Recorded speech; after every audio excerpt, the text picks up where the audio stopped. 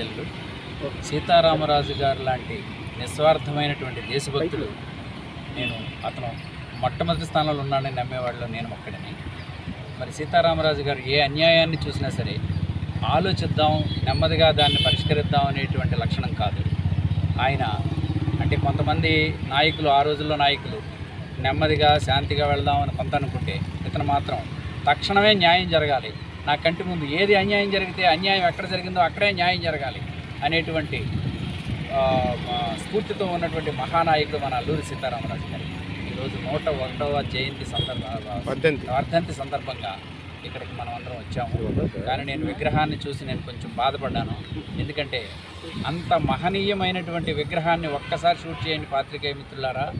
ఆ విగ్రహానికి ఉన్నటువంటి అస్త్రం, ఏ మహోన్నతమైనటువంటి పోరాట యోధునికి ఆయుధం ఇంపార్టెంటో ఆ ఆయుధం సగం ఇరిగిపోయి ఉంది. బాణం విల్లు సగంలో ఉంది, ఇరిగిపోయి చాన్నాళ్ళు బట్టి అది అలాగే ఉంది.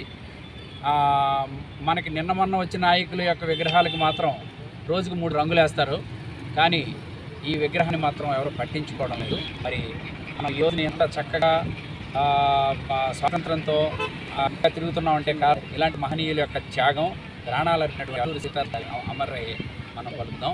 ఈ అల్లూరి సీతారామరాజు గారి యొక్క స్ఫూర్తితో ఈరోజు దేశంలో ఉన్న సైన్యం అంతా కూడా మనకు పహల్గాంలో జరిగినటువంటి అన్యాయానికి ప్రతీకారంగా ఉద్యమానికి మన వాళ్ళందరూ ముందు ఉన్నారు.